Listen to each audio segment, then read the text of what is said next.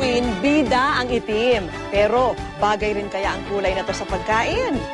Alamin po ang mga tsibog na maski pang horror ang itsura, panalo pa rin sa panlasa. Para labanan ang mga masasamang espiritu gaya ng aswang, dapat lagi raw may baong bawang. Pero sa sarap ng mga recipe na pinagbibidahan ng sangkap na to, baka pati ang mga maligno makisalo sa inyo. Pagkagat ng dilim, sinasabi naglalabasan ng iba't iba mga nakapangingilabot na nilalang. Nagmamatsyag. Nag-aabang. At sa oras daw ng kanilang pagsalakay, may isang natatangi umano na pangontra. Ang bawang.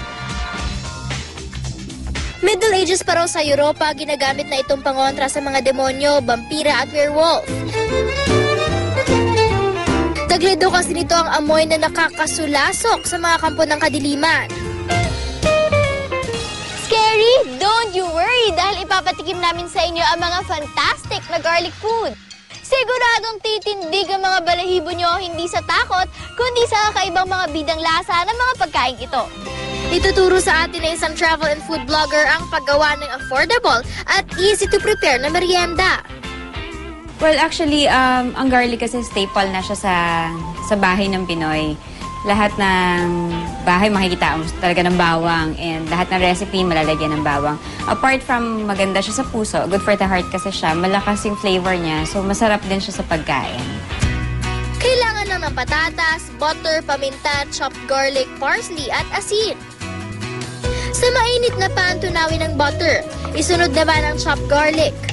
Actually, itong bawang is to add flavor to the garlic potatoes. Instead of plain potatoes lang siya na sinote with butter, nilagyan natin ng garlic para mas may konting sarap naman siya.